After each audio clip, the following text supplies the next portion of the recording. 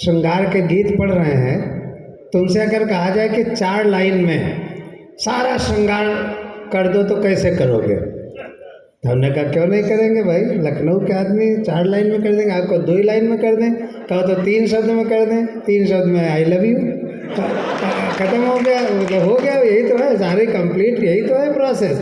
लेकिन 4 लाइन में मैं विष्णु जी का प्रभाव थोड़ा ख़त्म करना चाहता हूँ, इसलिए 4 पंक्तियाँ कह रहा हूँ। उनके गीतकार को प्रणाम करते हुए सुरेंद्र जी ने कहा कि तुम 4 लाइन में पूरा श्रृंगार भर के दिखाओ। मैं भर रहा हूँ 4 लाइन में, जरा सी ताली बजाओ, थोड़ी सी बस, और उतनी ताली बजाना जितनी विष्णु भैया के में बजाए हैं। हाँ, मैं गा नहीं पाता हूँ, ये आपको पता है। ये अगर विष्णु जी ससुर हैं तो मैं संसार का सबसे बड़ा असुर हूँ। तो ये मैं अक्सर सोचता हूँ तुम मिलो कुछ बात हो जाए, है नहीं इसमें श्रृंगार है ना, तो है तो थोड़ा वाह करो, ऐसे थोड़ी है ना। मैं अक्सर सोचता हूँ तुम मिलो कुछ बात हो जाए, घिरे बादल घने से और फिर बरसात हो जाए, थोड़ा वाह और बढ़ाओ। हाँ, ऐसे थोड़ी। मैं अक्सर सोचता हूँ तुम मिलो कुछ बात हो जाए, सरल जी प्रणाम। मैं अक्सर सोचता हूँ तुम मिलो कुछ बात हो जाए, घिरे बादल घने से और फिर बरसात हो जाए। मैं तुमको साथ लेकर कार से जब घूमने निकलूं, दिल पर हाथ रख लेना। दोस्तों, मैं विष्णु सक्सेना का हास्य रूप बोल रहा हूँ। मैं तुमको साथ लेकर कार से जब घूमने निकलूं कि पंचर हो सभी टायर, वहीं पर रात हो जाए। तो मैं है कि नहीं? देखिए, इसमें भी मज़ा आता है। तो ये जो हमारा श्रोता है वो कंप्लीट 9 रस का व्यंजन होता है। जो रस आप परोसेंगे वो रस वो उसी ढंग से सुनता है, और वही कार्यक्रम सफल माना जाता है जहाँ सारे रसों का परिपाक बहुत अच्छे ढंग से हो। कवि सम्मेलन बहुत अच्छा चल रहा है। नीरज जी, पंकज भैया और पूरे परिवार को मैं बहुत आभार ज्ञापित करता हूँ कि लखनऊ में एक ऐसी नींव आपने डाल दी है, एक लकीर आपने ऐसी खींच दी है जो बहुत बड़ी लकीर के साथ शुरू हुई है। इस लकीर को जीवन भर आपको रखना है, और मैं तो आपसे वचन दे ही चुका हूँ, तो इसलिए कोई उसकी बात नहीं। आइए, हमारे मंच पर ये बात कही जाती, मेरी खोज ये नहीं है जो बात मैं कह रहा हूँ, लेकिन मैं कह रहा हूँ किसी और ने कहा कि अगर गायकी को ये नाज है कि उसके पास लता मंगेशकर का स्वर है, संगीत को अगर ये नाज है कि उसके पास संगीत का स्वर है, अगर राजनीति को ये नाज है कि उसके पास नरेंद्र मोदी हैं, तो हमारे हास्य व्यंग्य के मंच को भी ये नाज है कि हमारे पास सुरेंद्र शर्मा है। आइए, जोरदार तालियां सुरेंद्र शर्मा, उनकी क्या भूमिका में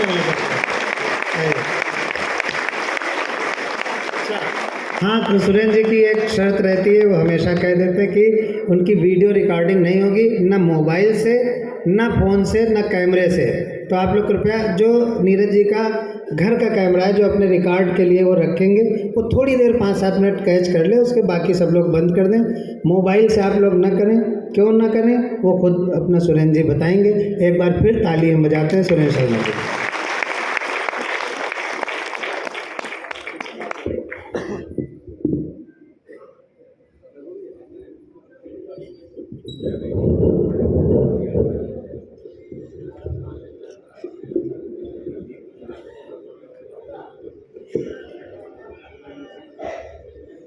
मैं विष्णु को बधाई देता हूँ। उसने जो बात की वो एक सपने में मांग भरी थी। जब तेरी शादी हुई तो ये बातें सपने में क्यों सोची तैने? तू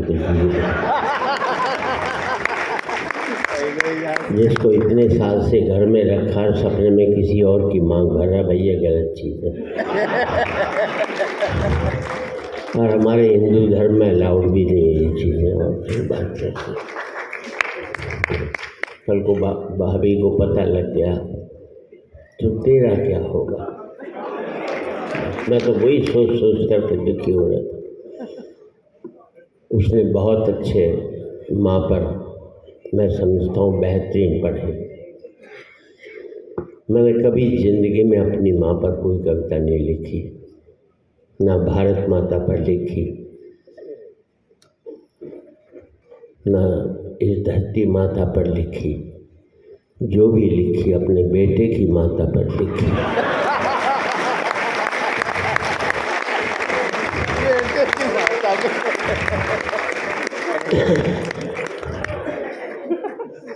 ये सारे गीतकार पत्नी के ऊपर क्यों नहीं लिख पाते?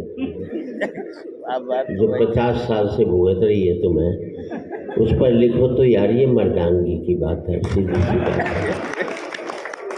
नेताओं पर क्या करता है? लिखते रहो मोदी जी पर, सोनिया जी पर, जिंदगी भर आपको उनसे मिलना ही नहीं। जो 24 घंटे छाती पर बैठे रहे उस पर लिखो तो यार ये बात है। अब उतार दे भैया, कैमरे उतार दे दोनों। हाँ, मैं वाकई भूल जाता हूँ। मेरा मानना है कविता सुनने का हक उसे ही मिलना चाहिए जो अपना समय देकर यहाँ आता है।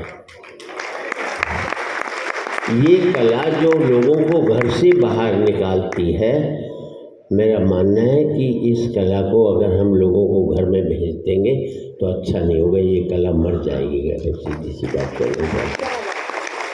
ये वाचिक परंपरा है, ये घर में नहीं जानी चाहिए। उतार दे भाई, मैंने कह दिया ना उतार ले, बस नहीं कैमरा उतार कर रख ले, उतार कर रखना कैमरा। उतार लो भैया।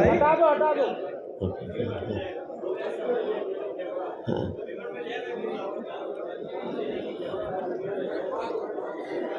उतार और से लेकर बैठ जा नीचे। ये भी उतार ले। उतार रहा नहीं, पेज खुलने में टाइम लग रहा है ना। हाँ ठीक है। मैं थोड़े टिप्स देता हूँ आपको। यहाँ जितने भी लोग बैठे हैं, मैं सबसे कम उम्र का व्यक्ति हूँ। हंसने की बात नहीं, मैं बची हुई उम्र की बात करता हूँ, खर्ची हुई उम्र की बात नहीं। संपत्ति वो नहीं होती जो हमने खर्च कर ली, संपत्ति वो होती है जो हमारी बची हुई होती है। तो बची उम्र की संपत्ति मेरे पास सबसे कम है, तो इसलिए सबसे कम उम्र का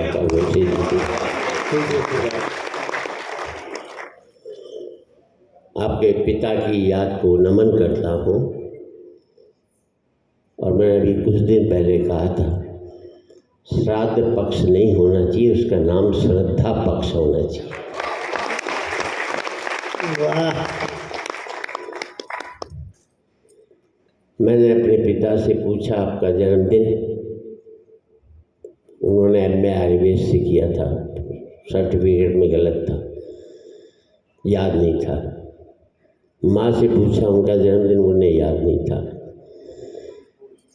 डेट शादी की वो याद नहीं थी, लेकिन ये याद था, बेटे तेरे दादा का श्राद्ध इस दिन है, तेरी दादी का श्राद्ध इस दिन है।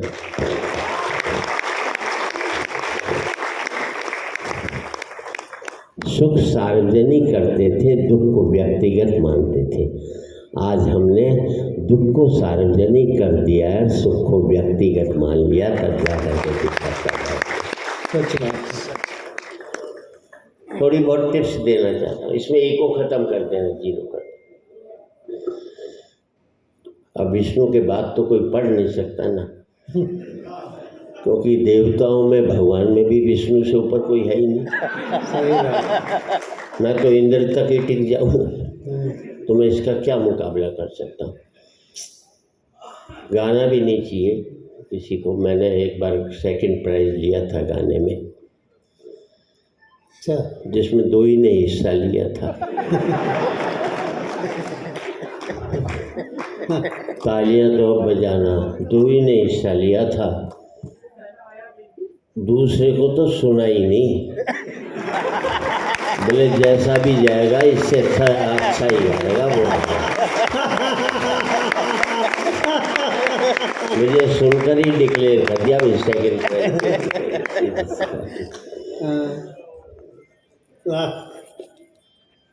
एक मंत्री से उसके बेटे ने कहा, मुझे राजनीति में जाना, कोई शिक्षा दे। मंत्री बोला रहने दे, 8 साल का बच्चा। बोले ना, मैं तो जाऊंगा। अड़ गया तो बाप ने, मंत्री ने कह दिया पहली मंजिल पे चढ़ जा। चढ़ गया पहली मंजिल पर। बोले अब क्या करूं? नीचे बाप खड़ा था, बोले कूद जा नीचे, मैं तुझे बचा लूँगा। बेटे ने बाप की बात मानी, नीचे कूद गया। बाप ने पकड़ा नहीं, हाथ पैर टूट गए उसके।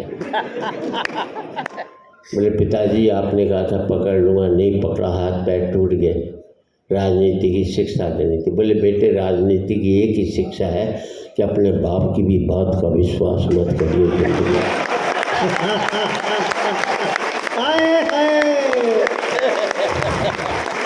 और तालियां तो अब चाहूँगा।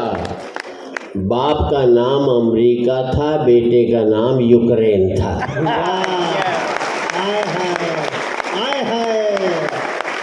मरवा दिया भाई ने दोनों को, सीधी सी बात है।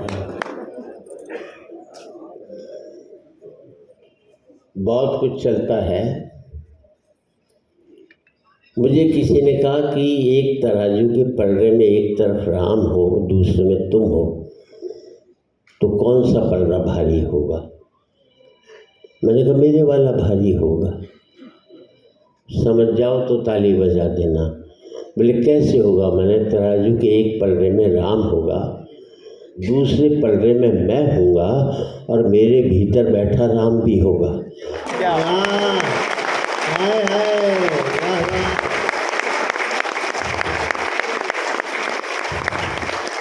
अगर अंदर कुछ नहीं है तो बाहर कुछ भी नहीं है, सीधी सी बात मैं तो ये मान जाता हूँ।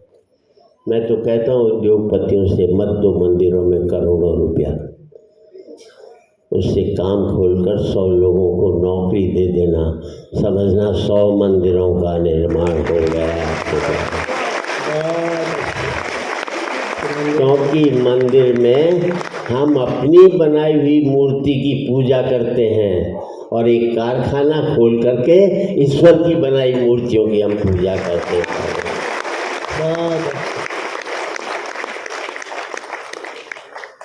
थोड़ी टिप्स दे दूं मैं जी, बहुत जरूरी है। महिलाएं बैठी हैं, साहब माफ करें। अच्छा, इतने युद्ध इन्होंने कराए, मरे हम। पूरी महाभारत द्रौपदी जी ने कराई, अपना कोई लेना देना नहीं था। अगली बाल खोल करके बैठ गई थी बस। उसके बाल बंधवाने के चक्कर में इतनी लाशें बन गई कि जिनका कुछ कहना भी नहीं साहब। और तालियां इस बात पर चाहिए, हमें तकलीफ इस बात की है, बाद में द्रौपदी जी ने हमें सॉरी तक नहीं बोला कि आई एम सॉरी भाई, मरवा दिया। मुझे एक युद्ध बता दो जो आदमियों की वजह से हुआ हो, और एक भी लुगाई ने लड़ने की सोची तक हो। लड़ना दूर, इसने सोचा तक नहीं, है तो हमें ही पटापट मरवाती थी नसीब पटापट। अच्छा गोरा साहब, यहाँ इतने महिलाएं बैठी, एक का सूट एक की साड़ी दूसरे से नहीं मिलेगी, एक की नहीं मिलेगी, और हम पति साला तीसरा डिजाइन नहीं हमारे पास आता। ये सही बात है। तालियां तो इस बात पर ही, ये तो तब जबकि कमाई हमारी। अगर महिलाएं कमा रही होती तो हम पति लोग तो कच्चे बनियान में घूम रहे होते आज की तारीख में।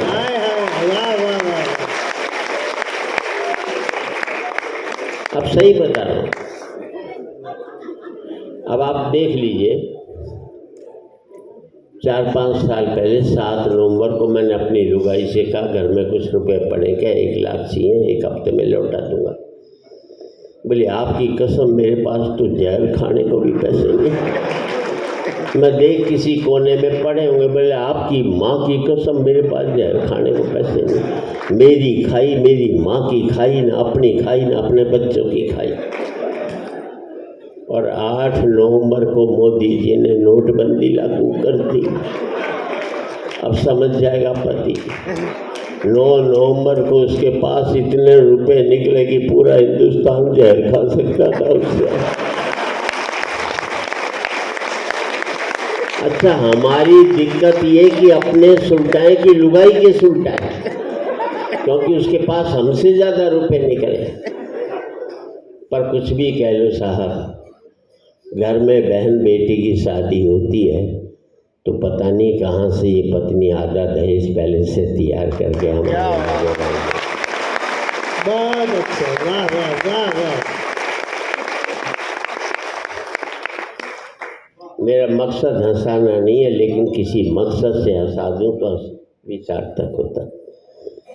और सारी जानकारी देना चाहता हूँ। देखो पतियों, नहीं आप सबसे कहना चाहता हूँ, मैंने बाबा रामदेव से एक ही सवाल पूछा, भाई ने मुझे आज तक जवाब नहीं दिया। मैं बाबा, अगर योग से रोग दूर होते तो तू दवाई क्यों बढ़ा रहा है?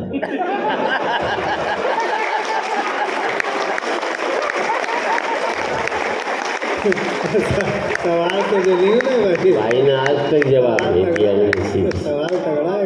मैं तो आपसे एक ही कहता हूँ साहब, अरे मोबाइल नीचे रखते भाई। आज रिकॉर्ड करके कल अपनी लुगाई को हंसाएगा। मेरे भरोसे ब्याह करके लाया था क्या?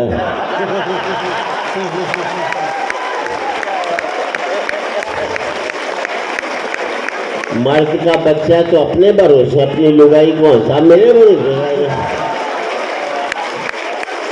और आज रिकॉर्ड करके कल देखकर हंसोगे, इससे बड़ी मूर्खता नहीं हो सकती। जिंदगी में आज बेहतर जीना सीख जाओगे तो कल अपने आप ही बेहतर होता जाएगा।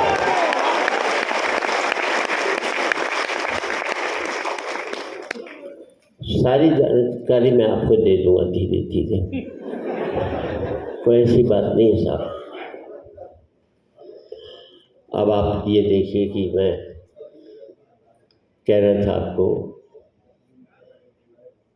एक 4 पंक्ति देना चाहता हूँ। किसी भी ताकतवर को अकड़ना नहीं चाहिए, चाहे किसी भी पद पर हो, चाहे व्यक्ति हो चाहे प्रकृति हो। हर एक को अकड़ना किसी को भी नहीं चाहिए। कहीं कोई छोटी सी इकाई उसको खत्म कर सकती है। सूर्य तुम बड़े महान हो, उससे बड़ा ताकतवर कोई नहीं संसार में। सूर्य तुम बड़े महान हो, तुम्हारी महानता को मैं मानता हूँ, तुम्हारी ताकत को मैं स्वीकारता हूँ, क्योंकि तुम सुखा देते हो नदियाँ, नाले, पोखर, झरने, तालाब। और अब आपका समर्थन चाहिए, 48 चाहिए अगर कविता लगे तो। क्योंकि तुम सुखा देते हो नदियाँ, यानी क्या कर रहे हो आप? हैं? उधर जाइए आप, मत करो भाई। क्या ये हद हो गई यार तुम्हारी? हट जा, तो समझ नहीं पाए, ये नहीं समझ पाए। हद है। सूर्य तुम बड़े महान हो, तुम्हारी महानता को मैं मानता हूँ, तुम्हारी ताकत को मैं स्वीकारता हूँ, क्योंकि तुम सुखा देते हो नदियाँ, नाले, पोखर, झरने, तालाब। पर मुझे तुम्हारी कमजोरी पर बड़ा तरस आता है, जब तुम नहीं सुखा पाते किसी मजदूर की पसीने की बूंदें। अरे वाह, आध्यात्म हो गया भाई। बहुत अपराध किया हमारे ऋषि मुनियों ने, जिन्होंने वर्ण व्यवस्था बनाई। अगर वो वर्ण व्यवस्था नहीं बनाते तो आज मुल्क की हालत नहीं होती। और पूरे सदन की तालियां चाहूँगा। मैं इन सबसे पूछना चाहता हूँ यार, अगर राम सबरी के झूठे बेर खा सकता है तो सबरी राम के मंदिर में क्यों नहीं जा सकती है? बहुत अच्छा, जमीन सवाल है। बहुत अच्छा, वाह वाह वाह वाह वाह वाह। काश तुमने सबरी को राम के मंदिर में जाने दिया होता तो इतने धर्म परिवर्तन कभी भी नहीं होते इस मुल्क में। और 2 पंक्ति आपका भी ध्यान चाहूँगा साहब, मेरे आज तक समझ में नहीं आया यार, जो मेरी गंदगी उठाता है वो मेरे से गंदा कैसे हो सकता है? अच्छी बात है, बहुत बढ़िया बात। हमने कभी भी ये बात नहीं सोची कि क्या होगा। जानता हूँ आप किसी ब्याह शादी में जाते हो, इस भगवान जैसी जोड़ी बनी रहे, उस भगवान जैसी जोड़ी बनी रहे, उससे बेहतर आशीर्वाद दो। फिर आपकी तालियां चाहूँगा, उससे आशीर्वाद दो वर वधू को कि तेरी जोड़ी तेरे दादा दादी जैसी बनी रहे। वाह,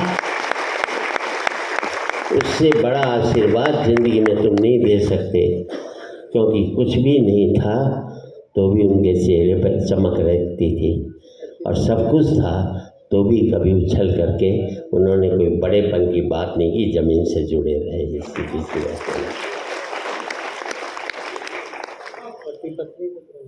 पति पत्नी के ऊपर क्यों लाते हैं दादा? ये कह रहा पति नहीं के ऊपर, जिसमें मेरा इंटरेस्ट खत्म हो गया उसमें तू क्यों इंटरेस्ट?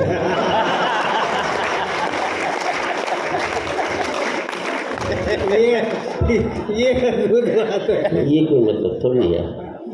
मेरी लुगाई मैं पढ़ूँ नहीं पढ़ूँ, तू कौन होता बीच में पढ़ने वाला? सीधी सी बात है। मोबाइल बंद कर दे यार, कोई स्टेटस सिंबल थोड़ी अभी।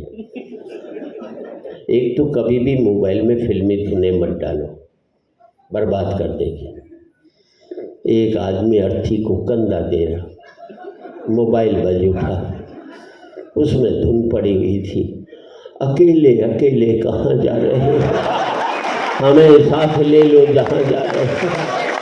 पूरी मुर्दनी फ्लॉप कर दी।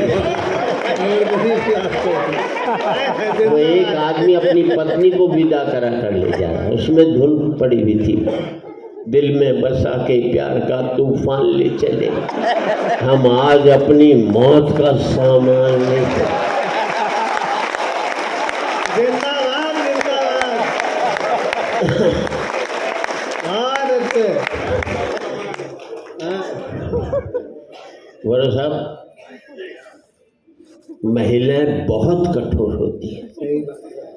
पुरुष बहुत ही कोमल होता है, आवाज से पता लगता है। वाकई में सब समझ लेना। मान लीजिए आप दिल्ली वाली ट्रेन में जा रहे हैं, बगल में कोई महिला बैठी हो, आपको नींद आ जाए, आपका सर महिला के कंधे पे टिक जाए, एक झटके में तुम्हें उठा देगी, इतनी कठोर होती है। ये तक नहीं सोचती कि किसी बेचारे को नींद भी आ सकती है, दूसरे पैसेंजर से आपको पिटवा भी सकती है, अपनी पर आ जाए तो तुम्हें जेल भिजवा दें। ये महिलाएं इतनी कठोर होती हैं। अब इसी सीन को उल्टा कर लो। कर लिया, कर लिया। महिला को नींद आ जाए, उसका सर तुम्हारे कंधे पे टिक जाए, तुम्हें अलीगढ़ जाना होगा, दिल्ली चले जाओगे, लेकिन जिस करने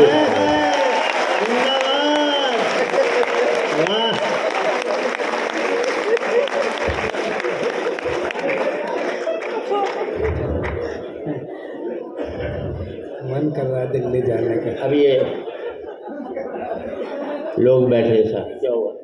कुछ नहीं, हम कह रहे हैं मन कर रहा है दिल्ली जाने का। 5 मिनट बच्चे मेरे, स्वागत। 5 मिनट नहीं, अभी हैं, अभी आपके पास हैं 10-12 मिनट। अच्छा 10-12 मिनट, अच्छा 22 हो गया। देखो, आप यूपी में रहते हैं साहब, हमारे हरियाणा के बेटे 100% बाप की बात मानते हैं और किसी स्टेट में नहीं मानते। सही बात है। वो हरियाणा में बाप ने बेटे से कह दिया, कल तेरा रिजल्ट आ रहा है, फेल हो जाए तो मुझे अपना बाप मत कहियो। छोरा बोला ठीक। अगले दिन बेटा है, बाप ने पूछा क्या रिजल्ट है? बोले छोड़ना, राम प्रसाद क्या करेगा पूछ कर। इसे कहते हैं बाप की बात मानना। अच्छा, हमें अपने बेटों पर 100% कॉन्फिडेंस होता है, आपको 60-70, हमें 100। वो हरियाणा में एक बाप अपने बेटे को कूट रहा था। यूपी में बच्चे पीटे जाते हैं, हमारे यहाँ कूटे जाते हैं।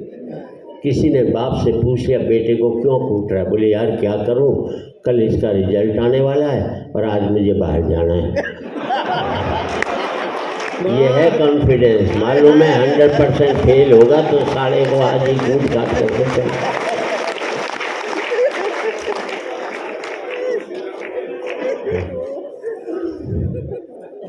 मैं दिल्ली के Shri Ram college of commerce में पढ़ा, बेस्ट कॉलेज कॉमर्स का। सेकंड ईयर में मैं फेल हो गया। बोला साहब मैंने 6 महीने तक अपने बाप को पता नहीं लगने दिया कि मैं फेल हो गया। इसे कहते हैं मैनेजमेंट। ये MBA वाले क्या खा करके करेंगे जो मैंने किया था। और 6 महीने बाद मेरे दोस्त ने बापू से शिकायत की, सुरेंद्र शर्मा फेल हो गया। बापू ने कहा फेल हो गया तो क्या हो गया, इम्तिहान कोई कुंभ का मेला है जो 12 साल बाद आएगा, अगले साल दे देगा, क्या पता नहीं। हम अपने बच्चों को इतना तनाव देते हैं कि आज 5वीं 6ठी क्लास के बच्चे आत्महत्या करने लग गए। हमने उनका बचपन मार करके रख दिया। इससे बड़ा अपराध कभी भी नहीं कर सकते।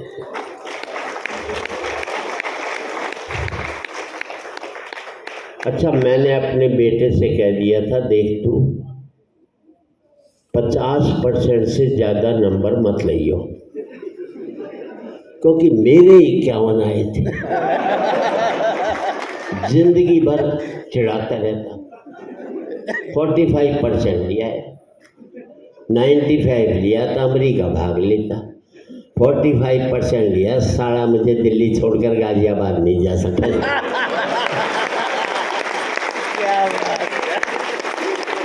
और पूरे सदन की तालियां इस बात पर चाहूँगा साहब, मेरा सुख ये नहीं है कि मेरा बेटा अमेरिका में 5 लाख रुपया महीना कमा रहा है। मेरा सुख ये है कि मेरा बेटा 50,000 रुपया महीना कमा रहा है, लेकिन शाम का खाना मेरे साथ बैठ कर खा रहा है। बहुत अच्छा, इतनी बड़ी बात है। सुनो सुनो यहाँ सुनो। पैसा एक सुख था, हमने उसको एकमात्र सुख बनाकर अपनी जिंदगी में कितने कांटे बोए शायद हमको मालूम भी नहीं हुआ। मेरा मन तो एक कविता सुना। बिल्कुल सुनाइए।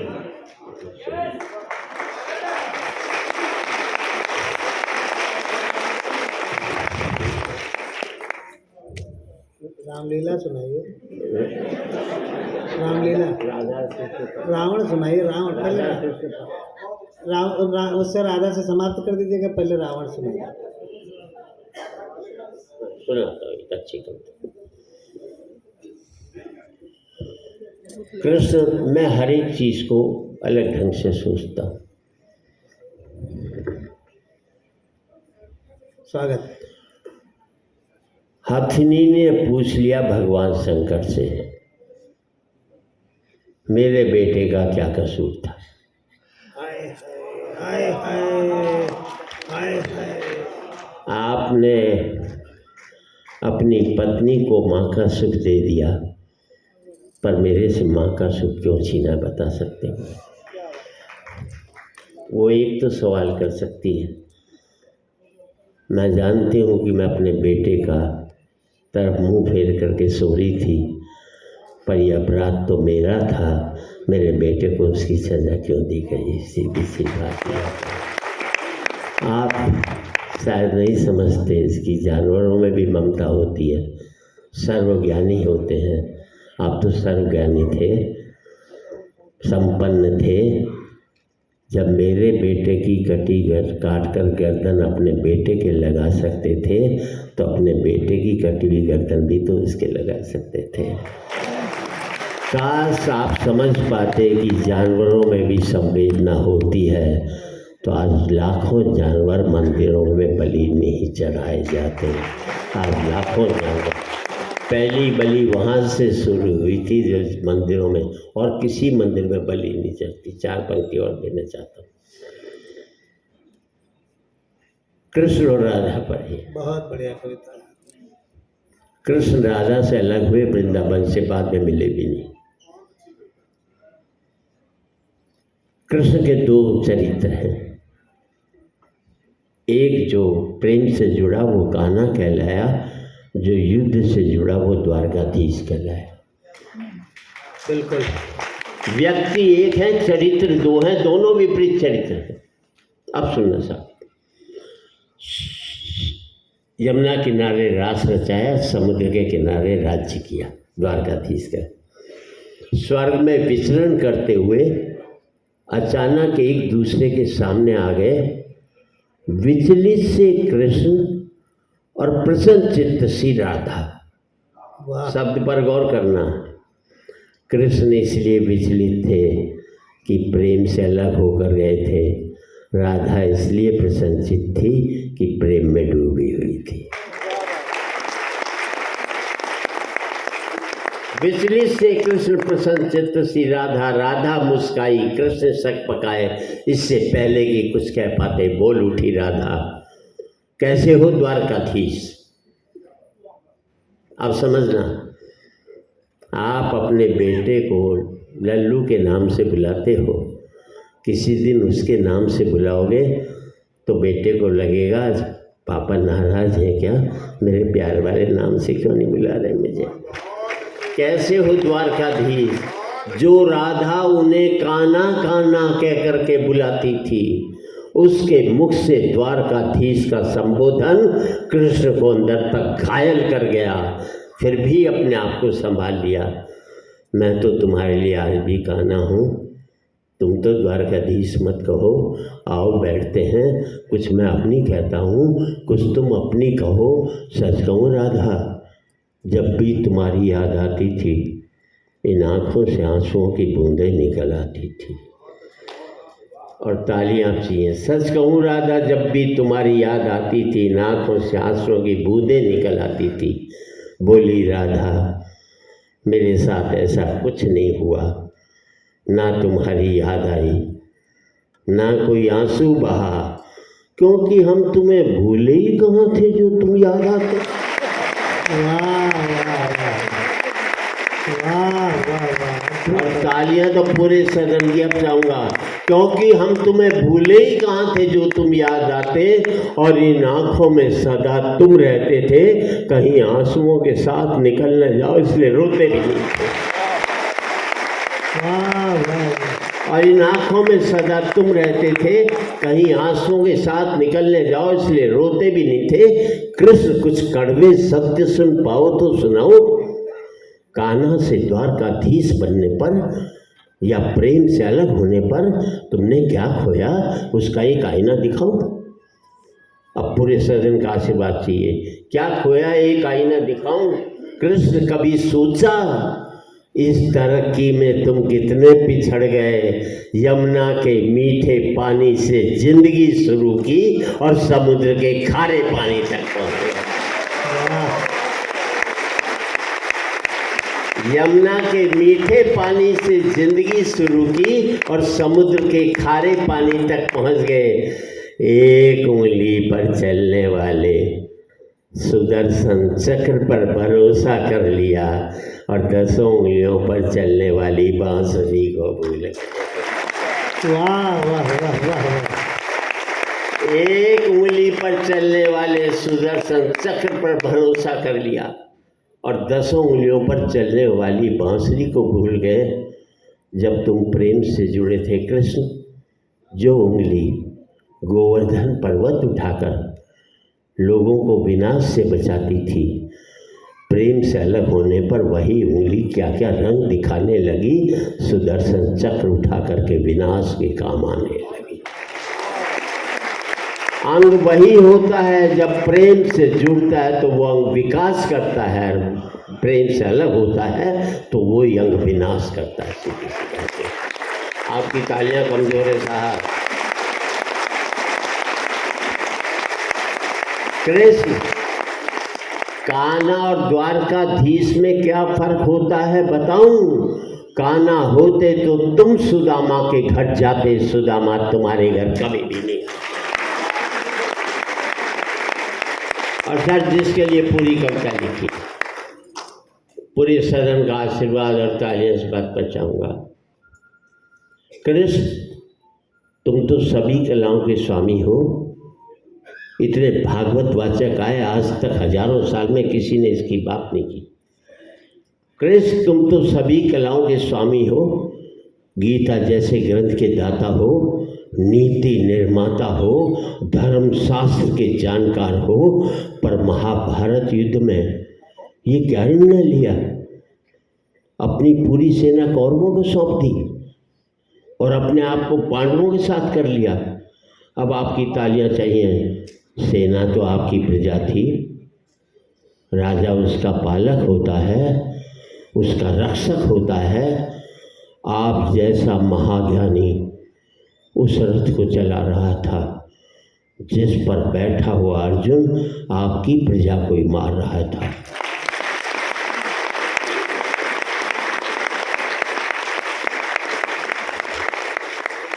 आप जैसा महाज्ञानी उस रथ को चला रहा था जिस पर बैठा हुआ अर्जुन आपकी प्रजा को ही मार रहा था। अपनी प्रजा को मरते देखकर आप में करुणा नहीं जगी, क्योंकि आप प्रेम से शून्य हो गए थे।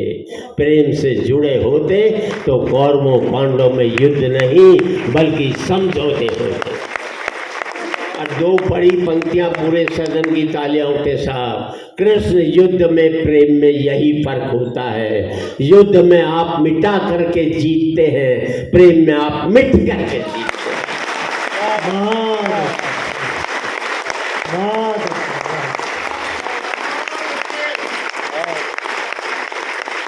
कृष्ण युद्ध में प्रेम में यही फर्क होता है। युद्ध में आप मिटा करके जीतते हैं, प्रेम में आप मिट करके जीतते हैं। प्रेम में डूबा हुआ आदमी किसी को दुख नहीं देता, दुख सह लेता है। कृष्ण आज भी धरती पर जाकर देखो, पूरे सदन की तालियां गूंजे। कृष्ण आज भी धरती पर जाकर देखो, अपनी द्वारकाधीश वाली छवि को ढूंढते रह जाओगे। हर घर में, हर मंदिर में मेरे साथ ही खड़े नजर आओगे। बहुत बढ़िया,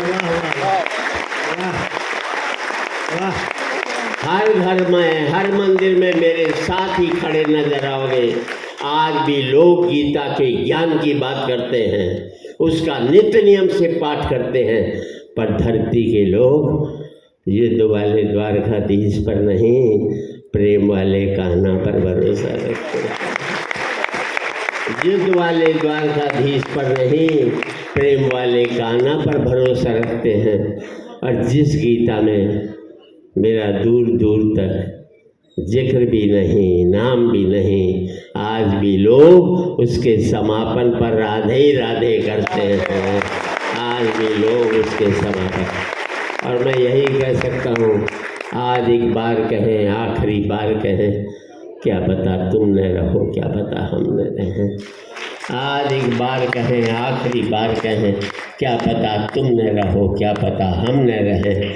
मंदिरों मस्जिद की या किसी इमारत की माटी तो लगी उसमें भाई मेरे भारत की। लहू था हिंदू का, अल्लाह शर्मिंदा रहा, मरा मुसलमान तो राम कब जिंदा रहा। बिखरे बिखरे हैं सभी, आओ मिलजुल कर रहे, क्या पता तुम न रहो, क्या पता हम।